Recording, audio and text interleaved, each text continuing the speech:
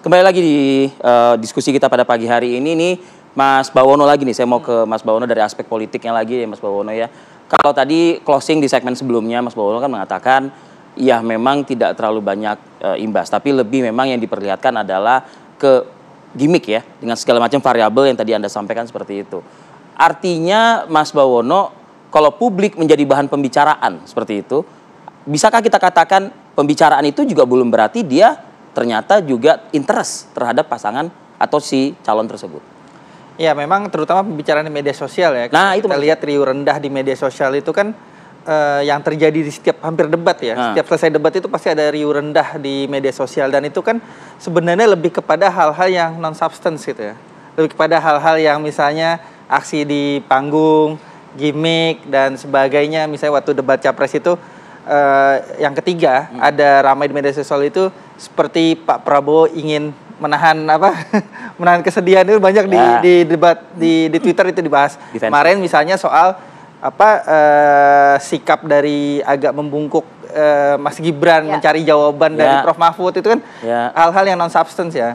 Memang kalau kita lihat juga data survei yang kami lakukan, kita menanya misalnya dalam hal ini kan masing-masing pasangan calon punya nomor satu ada desak Anies, yang kedua misalnya ada forum diskusi joget gemoy gitu ya, gitu ya. Nah, bisa kita tanyakan dua hal ini. Pengetahuan publik gitu ya terhadap program desak Anies itu tidak sampai 18% saat ini gitu ya. Tapi ketika kita tanyakan soal tahu nggak, pernah dengar ya, pernah tahu atau pernah dengar soal joget gemoy, itu pengetahuan publik itu di atas 60% gitu ya. Artinya kalau dibandingkan gitu ya, memang hal-hal ya seperti yang receh-receh gitu loh kalau kata Pak Mahfud, bukan bahasa gimmick gitu ya. Gimmick, itu memang lebih mudah menarik atensi publik.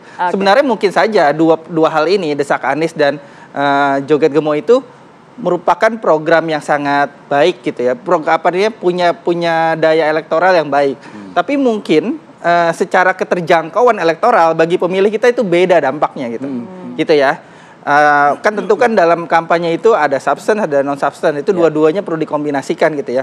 Tapi memang sejauh ini kalau kita lihat hal-hal yang lebih kepada gimmick itu lebih mempunyai daya jangkau elektoral yang lebih luas kepada pemilih dan lebih mudah untuk cepat diketahui oleh publik.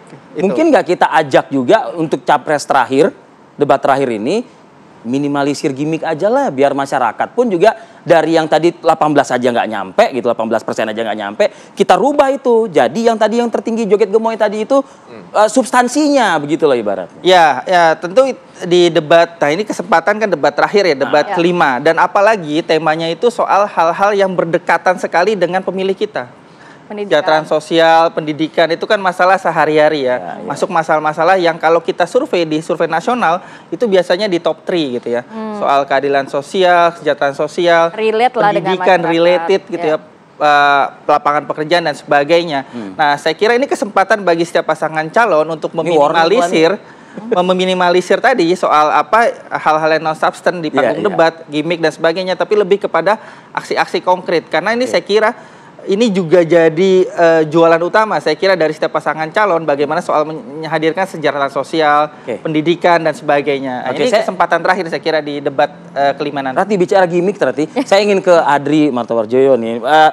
Prof Mahfud itu malam kemarin itu gimmick ya? Maksudnya dalam artian dalam konten yang disampaikan itu paparannya fix lah. Bahkan Rio ya tadi melabelkan Anda itu oposisi lah, atau mungkin perubahan, atau mungkin lebih banyak kepada serangan terhadap ke petahana. Tapi ditutup pada pernyataan akhir di luar forum debat, berterima kasih kepada Pak Joko Widodo seperti itu. Ini sedang bergimik Prof Mahfud atau seperti apa ini? Bukan gimmick sih, itu benar-benar pandangan Prof Mahfud gitu kan yang disampaikan. Dan kalau kita terima kasih sama Pak Jokowi, kita harus akuin, kita beneran terima kasih. Pertumbuhan ekonomi Indonesia, kemiskinan semua di track yang benar. Walaupun di debat banyak kritisi programnya Pak Jokowi. Kita kritisi untuk menjadi lebih baik, kritisi untuk menjadi, karena kita mau ada perubahan presiden tentu harus ada sesuatu yang lebih baik yang kita tawarkan ke depannya. Tapi bukan berarti kita tidak menganggap apa yang sudah dilakukan baik oleh Pak Jokowi, gitu kan. Seperti siapa tuh? I'm not here to debate. I'm here to deliver my point gitu. Jadi yang saya mau sampaikan program infrastruktur dengan segala cerita mengenai infrastruktur baik. Tapi kita perlu revisit lagi. Infrastruktur ini bukan hanya physical infrastruktur, bangun jalan tol, airport, dan lainnya. Kita ngomongin energi, kita perlu perhatikan. Indonesia 2008 net terakhir kita menjadi net exporter BBM. Sekarang kita net importer. Challenge-nya kenapa? Kita nggak ngelakuin enough drilling, eksplorasi. Kita nggak bangun refinery. EBT gitu kan. Juga tidak. Akhirnya, iya. Dan sekarang kita 60% import. Nggak bangun, atau seperti kayak pasangan satu tadi, tidak konsisten. Dibuat tapi tidak konsisten. Tadi. Narasi Anda tidak sama sekali loh berarti. Tidak dibangun. Jadi itu tidak dilakukan dengan baik gitu kan. Karena kita terbukti tahun 2008 kita terakhir kita melakukan ekspor. Bisa gitu. dong kita katakan ini kekurangan petahana saat ini dong berarti. Fokusnya harus diarahkan ke sesuatu yang lebih berkelanjutan ke depannya gitu kan.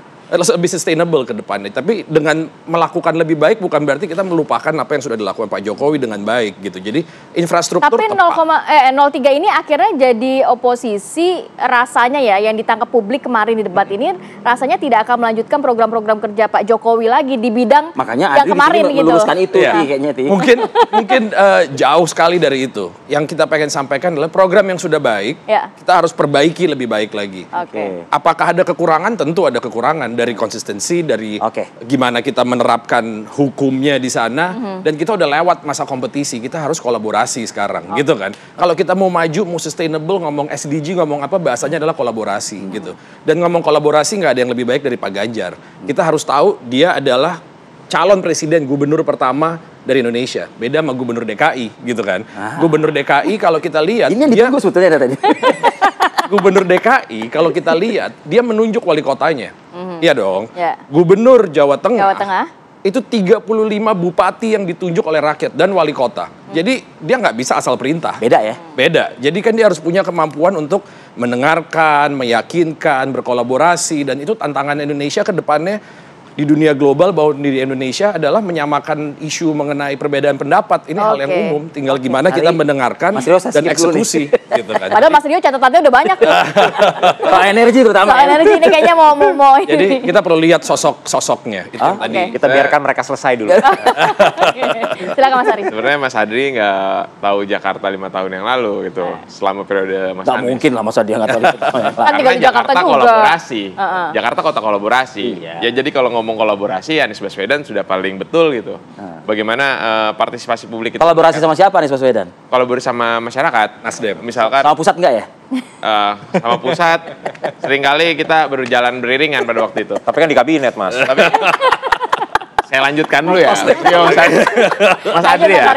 Nah, kalau ngomongin kolaborasi, pelibatan publik, kami sangat mendorong itu. Pada visi-visi kami, salah satunya dalam menyelesaikan problem lingkungan, dalam hal ini krisis iklim, itu adalah partisipasi publik gitu. Bagaimana hari ini kita melihat bagaimana undang-undang yang keluar, hal-hal yang dilakukan pemerintah itu minim sekali mendengarkan masyarakat, minim sekali pelibatan publik. Maka dari itu kita lihat 5 tahun terakhir, RUU KPK misalkan, RUU Minerba, Omnibus Law. Tapi isu-isu lingkungan yang ada di wilayah DKI Jakarta sudah cukup signifikan belum sih diselesaikan? Saya melanjutkan dulu sebelum masuk situ.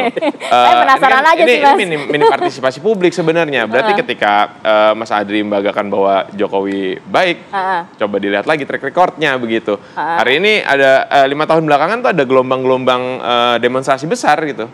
Reformasi di korupsi, Omnibus Law. Ini yang akhirnya masyarakat menilai bahwa harus ada perubahan begitu. Kalau ngomong konteks kalau ngomong konteks lingkungan di Jakarta misalkan kita juga mereduksi bagaimana polusi udara lewat integrasi transportasi. Teman-teman naik transportasi publik gak kira-kira? Itu ada MRT, ada busway, ada Jaklingko, itu ada TOD namanya Transit Oriented Development di Sudirman dan di Blok M. Ini kan salah satu upaya kita mengurangi emisi. Terus jadi semua infrastruktur transportasi itu diklaim itu Anies lah, begitu maksudnya. Bisa jadi begitu ya. Meskipun ada tangan-tangan pusat juga loh di situ gitu. Iya. Mungkin beberapa LRT yang jalannya lama misalkan. Dan mahal. Dan saya melanjutkan Mas, ketika ngomong Jakarta gitu soal masalah lingkungan, kami juga mendorong pelibatan publik misalkan dalam pengelolaan sampah gitu. itu ada kolektif di tingkat RT RW dalam. Jadi kalau ngomongin kolaborasi, DKI juga berkolaborasi, Mas Adi tadi mau komentarin katanya. Tadi saya mau nyampein. Jadi kembali lagi, saya di sini nggak untuk berdebat, tapi untuk memperkuatkan. Saya juga menyampaikan pendapat. Tapi seakan-akan kayak mention Anda loh, Mas Andri. Untung saya di tengah, saya menengahi. Ya. Jadi yang mau kita sampaikan adalah, gitu kan, yang sudah dilakukan ini baik, pro rakyat, gitu kan. Tapi akan ada kekurangan, tentu ada, gitu kan. Dan untuk memperbaiki kekurangan itu, Ganjar Mahfud hadir di situ. kita harus mendengarkan, gitu kan. RUU, gimana kita mengeluarkan legislasi dan lain-lain. Public hearing itu nggak dilakukan, tapi formalitas gitu kan. Harus lebih terlihat lah tadi program-program yang tadi disebutkan, saya setuju.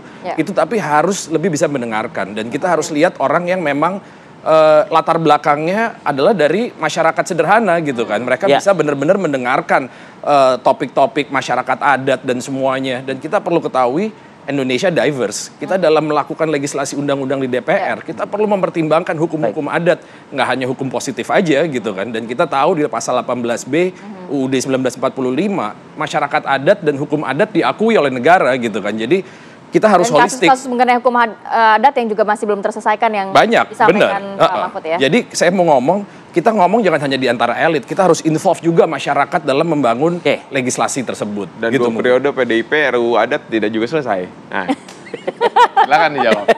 Oh, itu tapi dalam proses. Tapi yang kita perlu Saya diem aja ya. Itu dalam proses dan berjalan, dan kita perlu perhatikan itu lebih baik. Makanya ada Ganjar Mahfud di sini kan, untuk melanjutkan programnya, gitu kan. Baik, Mas Rio, mau nonton atau mau ngomong? Saya pikir begini. Tidak dulu tapi ya. Oke, silakan. Kita tahan dulu ya Mas, kita kembali saat lagi tetap bersama kami.